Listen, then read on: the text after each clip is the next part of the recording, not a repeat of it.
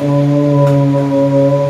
अज्ञानतिमिरन्धस्य ज्ञानाञ्जनशलाकया चक्षुरुन्मिलितं येन तस्मै श्रीगुरवे नमः। नूतं करति वाचनं पङ्गुर्लङ्घयति गिरिं यत्कृपातमहं वन्दे श्रीगुरुदिनतारिणं। वन्दे गुरुं ईशभक्ता ईशं ईशवरातारकारो तत्प्रकाशं सतच्छक्तिविष्णुचैतन्यसङ्गतं। वन्दे श्रीकृष्णचैतन्यं नित्यानन्दप्रभुनिधौ गौरद्वयपुष्पवन्तौ चित्रवितन्तौ तमनुद्धौ जगद्दैतं ब्रह्मवनस्पति तदोपि यत्तदनुभव जो आत्मान्तर्जामि पुरुषैति सत्सं सविभवम् षडैश्वर्यपूर्ण भगवान् स्वयम् अयं न चैतन्यात् कृष्णात् जगति परतत्तं परमितिहम् अनार्पितचरिञ्चिरात् करुणाय अवतीर्णः खलु समर्पयितुं न तज्जलरसं सभक्तिश्रियम् हरिवरदसुन्दरदुतिकदम्बसन्निधिलिखितो सदा हृदयत्सन्तरे स्फुरतु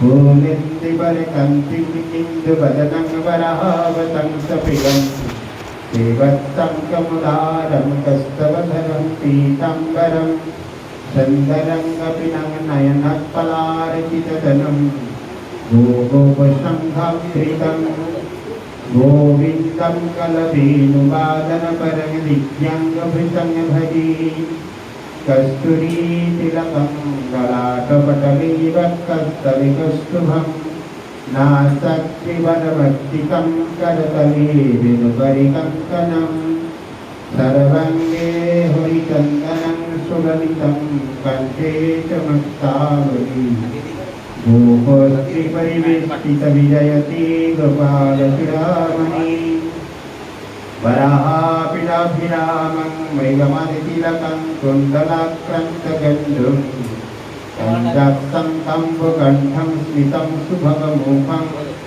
साधरिणस्तवेणुं श्यामं सन्तं त्रिभङ्गं रविकरवसनाभृतितं वैजयन्ता वन्दे वृन्दावनस्थं शिवती शतवेष्टं नमो ब्रह्मगोपालवेशम् जयतं शिवदौर्गमममन्दमतिर्गति मत्सर्वस्तपादं भोजराधमदनमहनौ दिग्वती वृन्दारण्यकल्पद्रुमाभो श्रीमद्रत्नाकरसिंहासनस्थो श्रीश्रीराधतिलकविन्ददेवै पश्यदिग्विशक्यमानं स्मरामि धीमानरसरसारं विभंसी वटतटस्थित कर्तनो विदुस्तनैकगोपी गोपीनाथस्यस्त्रियाम्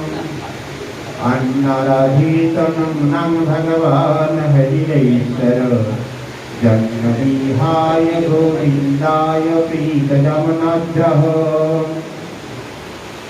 सप्तकञ्चन गौरं गिरिराजवृन्दावनेश्वरी विश्वभारतं देवी तं प्रणमामि हरिप्रिये गोविन्दनन्दिनी गोविन्दमनमोहिनी गोविन्द सर्वस्य सर्वकर्ता श्रीरमणी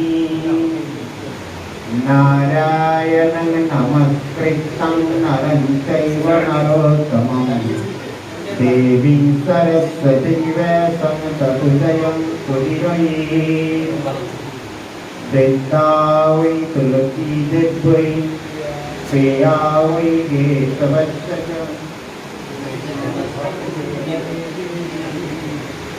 तत्सब्दाते नमो नमः वंशाकल्पतरुभ्यश्च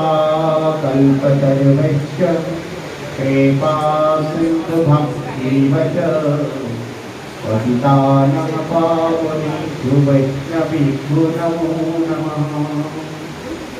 अद्य श्रीवैवस्वतमनन्तरे अष्टविंशतितम बलिपूजे पंचशत गौरमानन्दे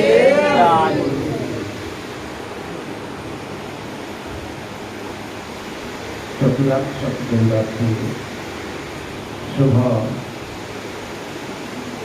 पुरुषोत्तम मास पुरुषोत्तम व्रतकारी पुरुषोत्तम मासे द्वादशी तिथिते बारकमल निवासी भवतोष प्रभुर वासगृहे उपस्थित वैष्णवदेव चरणे दंडवत प्रणाम जानिए तत्परे उपस्थित अन्यान्य श्रद्धालु सज्जनवृंद के यथोचित सम्मान ज्ञापन पूर्वक भक्त भगवाने अमृतमय लीला कथा श्रवण करे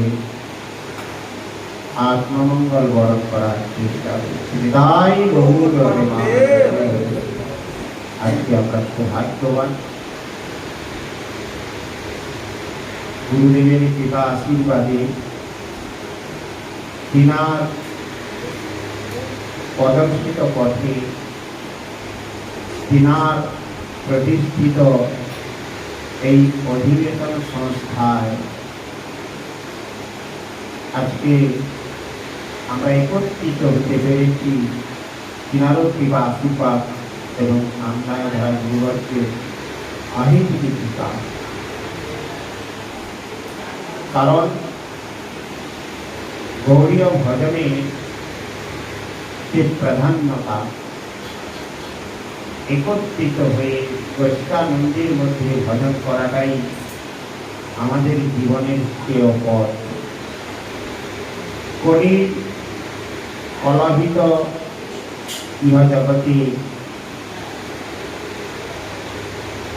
কৃষ্ণ ভুলি সেই জীব অনাদি বহির্মুখ যারা আমরা ভজন পথে অগ্রসর হচ্ছি মাইক পরিস্থিতিতে এত ব্যস্ততার মধ্যে আমাদের গেঁথে ফেলে যে আমরা একাত্ম চিত্তে হরি ভজন হরি কীর্তন বা হরি সেবা বা হরি আরাধনা করব সেইটুকু সময় আমরা বের করতে পারি না। কারণ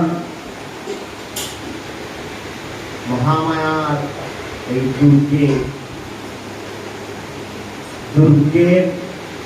দুর্গের মধ্যে আমরা আছি, একটা বেড়াজালের মধ্যে আছি। সেখানে এমন ভাবে আবদ্ধ করে রাখে আমাদের কর্মজীবনের ব্যস্ততায়। সেই জাল অতিক্রম করে পারমার্থিক জগতে অগ্রসর হওয়া যথেষ্ট কঠিন। কি আমরা ভজনকারী হোক, কি অভজনকারী ব্যক্তি হোক, কি সাধারণ ব্যক্তি হোক, কি পারমার্থিক জীবনের জীবনযাত্রা বা জীবের প্রতীক হোক না।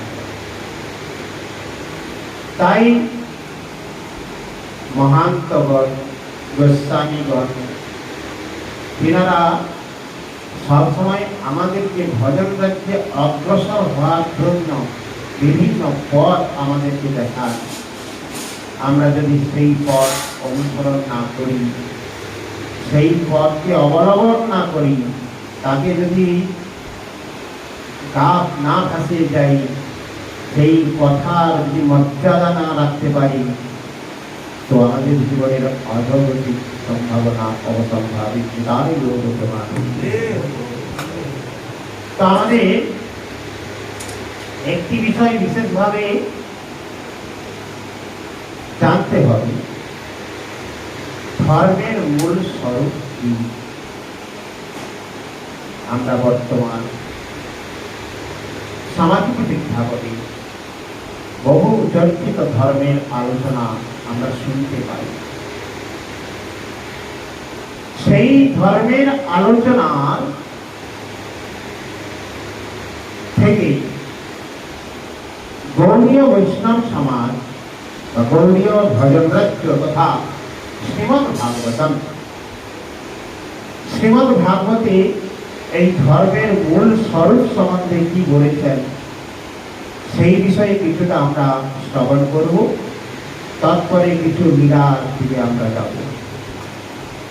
শ্রীমদ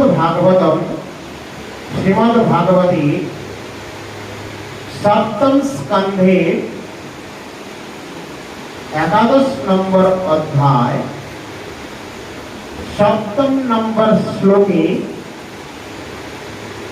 বলেছেন ধর্ম মূলং হি ভগবান সর্ববেদময় হরিহি স্মিতং চ তদ্বিদং রাজন্যেন চ আত্মা প্রসিদ্ধতি। বিষয়টা তো তাৎপর্য। এটি পূর্বে আমরা অধিবেশনে শ্রবণ করেছিলাম ধর্মের 30টি লক্ষণ। তার মনে আছে কিনা আমি বলতে পারবো না। এর পূর্বে আমরা শ্রবণ করেছিলাম ধর্মের 30টা লক্ষণ। তৎপূর্বে আমরা শ্রবণ করেছিলাম অধর্ম 5 প্রকার। কিন্তু বর্তমান আমরা যেটা শ্রবণ করব ধর্মের মূল স্বরূপ। তো সেই শ্রীমদ ভাগবতের সপ্তম স্কন্ধের 11 অধ্যায়ে 7 নম্বর শ্লোকে বললেন ধর্ম মূলং হি ভগবান সর্ববেদময় হরি। সর্ববেদের আধার স্বরূপ হচ্ছেন ভগবান। বেদ, উপনিষদ, পুরাণ, মহাপুরাণ, 30টি ধর্মশাস্ত্র সমস্ত কিছু মন্থন করলে তার মূল আধার হচ্ছেন ভগবান শ্রী হরি। অর্থাৎ সবের মূলে ভগবান। স্মিতং চ তদ্বিদং,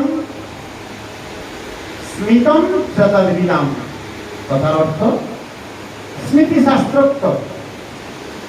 তদ্বিদং স্মৃতি অর্থাৎ সাধু মহন্তগণের প্রদর্শিত পথ। যে পথে, সেই পথে গেলে কি হবে? আত্মগ্লানি দূরীভূত হই স্বাত্মা প্রসিদ্ধতি। রাজন্যেন চ আত্মা প্রসিদ্ধতি অর্থাৎ